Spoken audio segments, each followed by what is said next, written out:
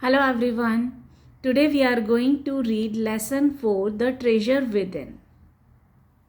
Before you read, every child is a potential achiever and is different from other children in her or his style of learning and area of interest. Read the interview that follows. It is based on a conversation between Miss Bela Raja, editor of Sparsh, a newsletter from the Resource Center, the Valley School, Bangalore, and Mr. Hafiz Contractor, one of India's leading architects. Section 1. Hafiz Contractor was an unhappy schoolboy. He loved doing things but detested mechanical learning. Mathematics gave him the shivers.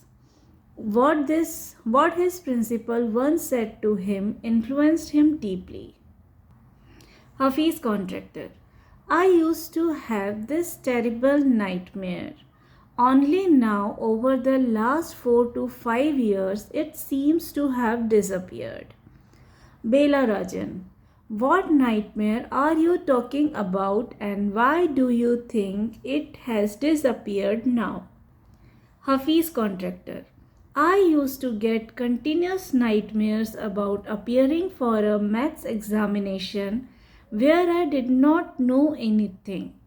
Now the psyche must have gotten over it. I don't have to think about education and there is absolutely no time to get nightmares.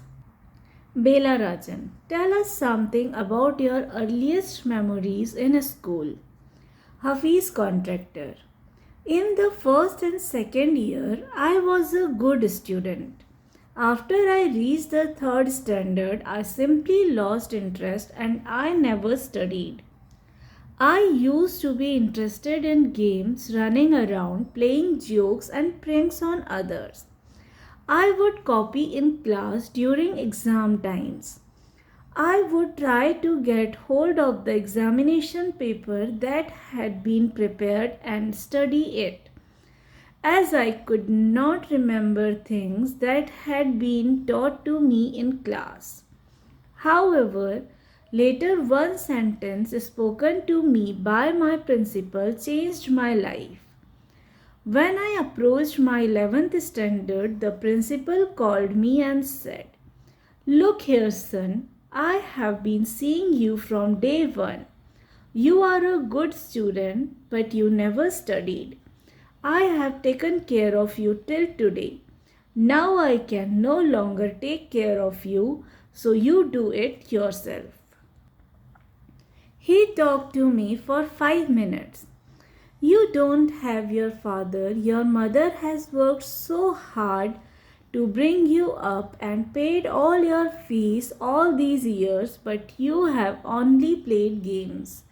Now you should rise to the occasion and study. I used to be a very good sportsman. I had been the senior champion for so many years and I also was the cricket captain. I used to play every game, but that year I did not step out onto the field. I would go for prayers and all I would do was eat and study. I normally used to copy and pass, but I realized that only I was in SSC, I could not do that. When I got the second class 50% in my SSC, my principal said, "Son, consider yourself as having got a distinction." This is my memory of my school days. I did lots of other things. See, as far as my things are concerned, I can't remember. I forget things very easily. To remember, I have to see things as a photograph. I read a book and I can remember the matter as a photograph, but not through my mind. That is how it works. Bela Raja. When you were in school and you were doing badly, did the teachers pull you up and how did you feel? Hafiz Contractor. I never felt anything on being pulled up. I used to be so interested in playing. I would receive a caning every week. Bela Raja, when you knew that you had incurred the wrath of your teacher by not doing your homework or by behaving badly, when you knew you would get a caning, what was the state of your mind? Hafiz contractor, state of mind? Just lift up the hand and they would can you. It would hurt badly and then I would have to forget about it because I would want to go and play. Bela Raja, you never felt insecure or threatened? Hafiz contractor, I was just interested in playing and nothing else. I was most interested in funny pranks. One day I did not want to study, so I created a distraction. For one whole hour, we played Chor Police. Every Saturday, we were allowed to go into town to see a movie. So, what I would do was have no lunch and collect money from 40 to 50 students and run and buy the tickets. On my way back, I would eat to my heart's content. I used to be the leader of a gang. We would have gang fights and plan strategies. These things used to interest me more than any academics. Students used to book my textbooks for the following year because they were almost brand new. I probably opened them one day before exams. Section 2. He stumbled on architecture because he knew little French and less German. He was offbeat even in the pranks that he played on others.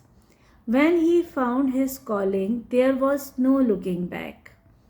Bela Raja, how did you get onto the field of architecture? Hafiz contractor, in the College of Architecture, nobody who had got below 80 to 85% was allowed to enter. I had only 50%. I wanted to join the army. I got my admission letter, but my aunt tore it up. Then I decided that I wanted to join the police force. My mother said, "Don't join the police force, just do your graduation." So I went to Jai Hind College in Bombay. There I was to either take French or German. Though I had studied French for 7 years, I did not know 7 words of French. So I took German. Then my German teacher died. The college told me that I could change the college or take French. Now, who would give me admission in another college? I had got admission to Jai Hind by influence. So I thought, okay, I will take French and I started learning French again. I learnt it from my cousin. She was an architect's wife. I was going to an architect's office to learn French. Bela Raja, was it then that you decided you wanted to do architecture? Hafiz contractor, actually it all happened quite by chance. In the architect's office, I saw somebody drawing a window detail. A window detail is a very advanced drawing. I told him that his drawing was wrong, that the window he had drawn would not open. He then had a bet with me and later he found that indeed his drawing was wrong. My cousin's husband was surprised. He asked me to draw a few specific things, which I immediately did. He asked me to design a house and I designed a house. After that, he told me to drop everything and join architecture. He went to meet the principal of the college. The principal warned me, "I will allow you to take part in the entrance exam, but if you do not do well, I will not allow you to join." I got an A plus in the entrance exam, and from that day it was a cakewalk. I had never made a plan, but I knew how something looked like from the top. I had never known what a section was, but I knew if you cut a plan what it would look like. I stood first class first throughout after that. I believe that all this understanding came from what I used to play and do during school. I had a friend called Behram Divecha.